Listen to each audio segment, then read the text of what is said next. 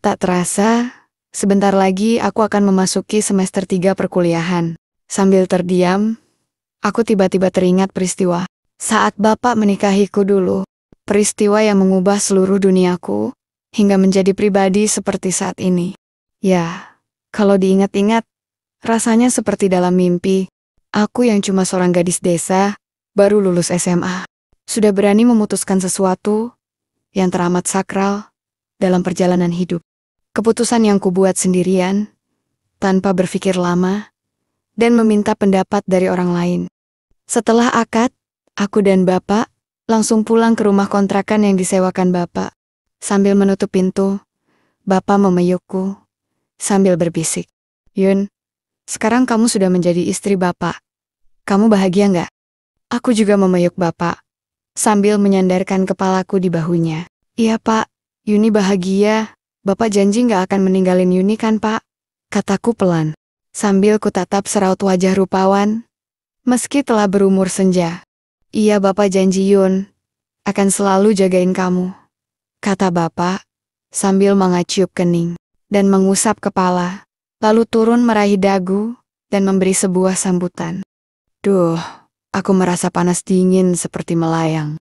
Kaki serasa tidak menapak ke tanah, dan sedikit limbung. Andai tidak dipeyuk oleh Bapak, mungkin aku sudah terjatuh. Bapak juga menandai kalender, dan saat itu beliau sempat bertanya, "Kapan hari pertama?" Aku kedatangan tamu bulanan. "Buat apa, Pak?" tanyaku dengan polosnya. "Buat hitungan Yun, biar kamu nggak langsung halimah, kan masih kuliah." Yah, aku memang masih sangat polos.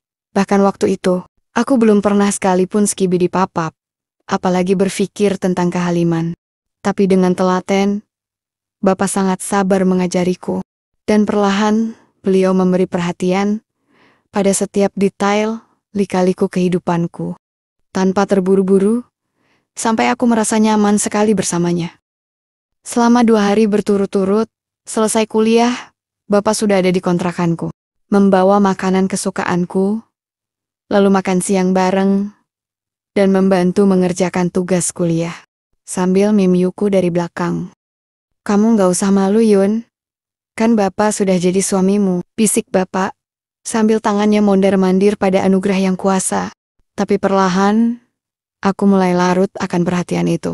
Sempat pula suatu sore, beliau mengajakku untuk siram bersama. Saat itu, aku sedang di kamar mandi, dan kebetulan tidak dikunci. Tapi secara mendadak, Bapak masuk dengan handwalk dan tersenyum padaku. "Yun sini," ajak Bapak padaku. Dengan sedikit malu, aku mengiyakan. Dan itu untuk pertama kali, aku bisa memperhatikan Bapak polos. Karena, sampai hari ketiga itu, kami belum menunaikan ibadah bersama. Kami hanya saling siram, dan saling membersihkan sambil tertawa, antara canggung dan malu. Sampai hari ketujuh, entah kenapa sore itu, aku menjadi sangat ingin. Aku malah yang memulai dulu, untuk memberi sambutan pada Bapak, sampai akhirnya, semua berlalu begitu saja. Bayangan dua manusia yang menyatu, tergambar samar di antara redup lampu malam. Seiring gerimis hujan membasahi genteng kontrakan, tapi tetap saja tak meredam peluh yang berpadu dalam keceriaan itu. Tak sadar, aku memeluk Bapak erat.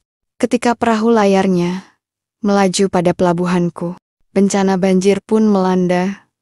Bahkan aku tak mengira, jika di usia senja, Bapak masih bisa memberi yang terbaik, dan tak pernah kuduga, Bapak memang sangat berpengalaman, sampai bisa membuatku yang notabene polos, hanyut akan nirwana ceria. Sejak itu, hari demi hari, terasa semakin indah saja. Meski terkadang, Bapak cuma datang seminggu sekali, tapi aku sudah sangat bahagia. Bapak juga memberiku uang yang cukup setiap bulannya, meskipun sebetulnya aku tidak terlalu membutuhkannya. Apalagi uang pensiun dari almarhum ayahku, serta hasil panen dari sawah, sudah sangat cukup untukku. Aku juga bukan tipe wanita yang boros, dan banyak gaya, meski sudah mengenal skincare, dan segala jenis kosmetika. Aku hanya menggunakan lipstik ketika Bapak berkunjung saja. Itu juga karena Bapak yang membelikanku seperangkat kosmetik lengkap itu. Sampai suatu ketika, Saat Bapak hendak pulang ke rumahnya, dia berkata, "Yun, Ibu ingin ketemu." Dia ingin kenal sama asisten Bapak. Ibu siapa Pak?" tanyaku pada Bapak. "Ibu, istri Bapak Yun," jawab Bapak sambil tersenyum. "Tapi Pak, Yuni malu." "Duh, gimana ya?" Yuni takut salah jawab. "Terus ketahuan," jawabku. "Tapi Yun, setiap tahun, keluarga Bapak selalu mengadakan syukuran. Ibu juga ingin mengundang orang-orang terdekat dari lingkar perusahaan. Ibu kan juga sudah tahu kalau kamu cukup lama jadi asisten Bapak. Makanya Ibu pingin ketemu sama kamu. Kalau kamu nggak datang, nanti malah curiga. Kamu tenang aja. Ibu orangnya baik kok Yun," kata Bapak berusaha menenangkanku. "Ya sudah Pak, kalau gitu, Yuni akan hadir di acara syukuran itu," jawabku. Meski ada rasa khawatir dan malu, bercampur membuncah di hati. Sampai tibalah di hari yang cukup mendebarkan itu. Hari di mana aku akan bertemu ibu, yang notabene adalah maduku.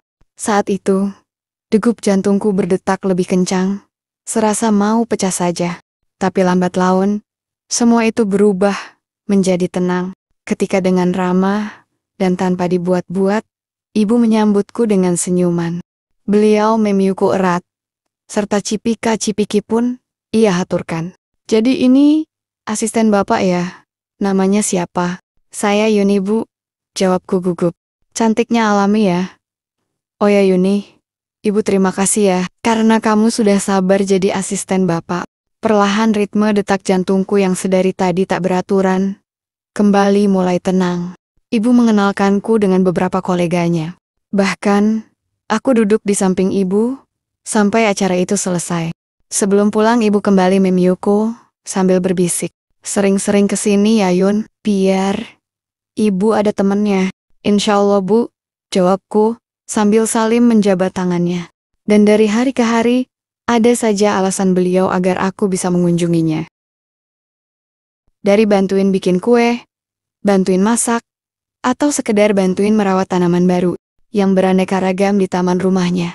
Sesungguhnya, aku sangat bahagia bisa bersama ibu. Karena kebaikan dan ketulusannya, mengingatkanku pada almarhum ibu kandungku. Tapi semuanya berubah menjadi kesedihan.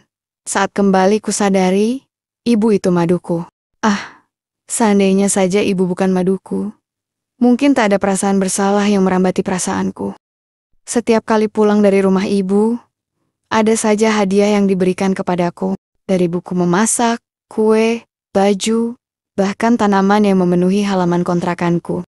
Tak jarang, beliau juga memberiku uang yang kerap kali kutolak. Tapi pasti ibu akan memaksa, dengan menyelipkan di tasku. Ya Allah, aku harus bagaimana? Di sisi lain, aku bahagia menjadi istri Bapak, dan juga bisa mengenal ibu. Tapi di satu sisi, aku merasa seperti pengkhianat yang menari-nari di atas penderitaan seorang istri. Hingga tibalah pada hari kelulusanku, alhamdulillah, aku lulus dengan nilai yang baik. Tadinya, aku ingin langsung bekerja. Tapi dengan beban pikiran yang terus memenuhi pikiranku, aku mencoba menenangkan diri. Dengan pulang ke rumah, bukan ke kontrakan, tanpa memberitahu kabar kelulusanku pada Bapak. Ponselku sengaja kumatikan. Aku benar-benar ingin menenangkan hati dan pikiran.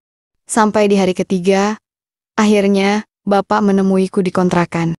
Tampak raut wajahnya penuh kecemasan. "Kenapa sih Yun? Ada apa? Apa Bapak bikin salah?" Runtutan pertanyaan itu terlontar dari Bapak.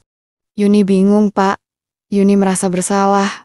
Yuni merasa seperti pengkhianat pada ibu," jawabku dalam isak derai air mata. Bapak hanya terdiam, lalu perlahan berkata, "Maafkan Bapak Yun. Bapak nggak tahu kalau kenyataan ini bisa membuat kamu jatuh dalam kebingungan. Sekali lagi, maafkan Bapak, aku masih terisak." Sambil nanar mataku menatap Bapak. "Tolong tinggalin Yuni dulu ya Pak. Beri Yuni waktu untuk menenangkan hati. Bisa kan Pak?" pintaku pada Bapak. "Baiklah Yun, kalau itu yang kamu mau.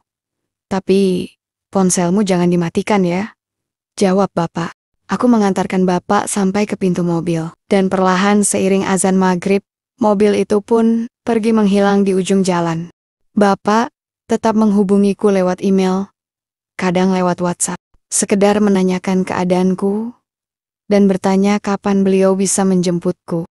Tapi aku tak banyak meresponnya. Kadang hanya kubalas dengan emoji tertawa, dan tulisan bahwa aku masih ingin sendiri. Hingga di hari ketujuh, tiba-tiba datang tamu yang tak pernah diduga. Ibu datang mengunjungiku, dan aku kaget bukan kepalang. Beliau memelukku lama, dan aku pun membalas peyukan yang begitu tulus itu.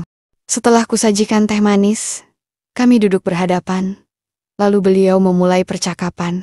Yun, ibu rasa ada sesuatu yang sudah saatnya untuk diungkapkan.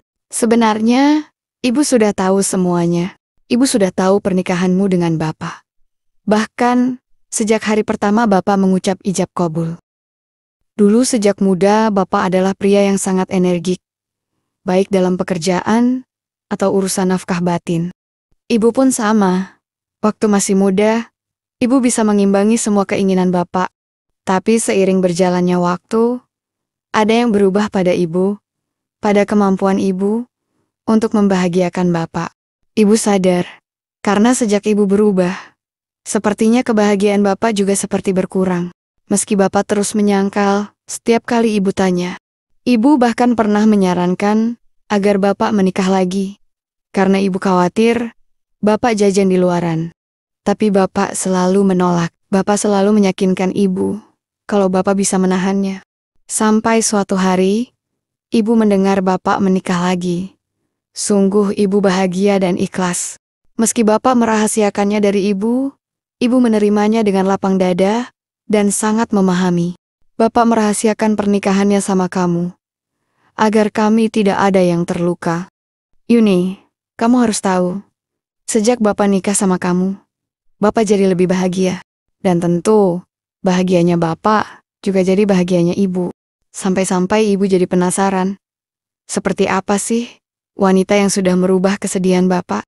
Dan setelah ibu bertemu sama kamu, ibu paham mengapa bapak sangat bahagia. Bapak tidak salah pilih. Kamu memang wanita yang baik, yang meski sangat muda, tapi kamu mau menerima bapak apa adanya. Kamu gak banyak nuntut, baik dari segi materi atau waktu untuk bertemu dengan bapak. Kamu memang luar biasa, wanita pilihan, dan sangat pantas untuk menjadi istri bapak. Terutama, teman berbagi buat ibu. Terima kasih Yun, terima kasih sekali, kata ibu sambil memyuku erat. Aku hanya bisa terisak, tak kuasa lagi kutahan air mata bahagia.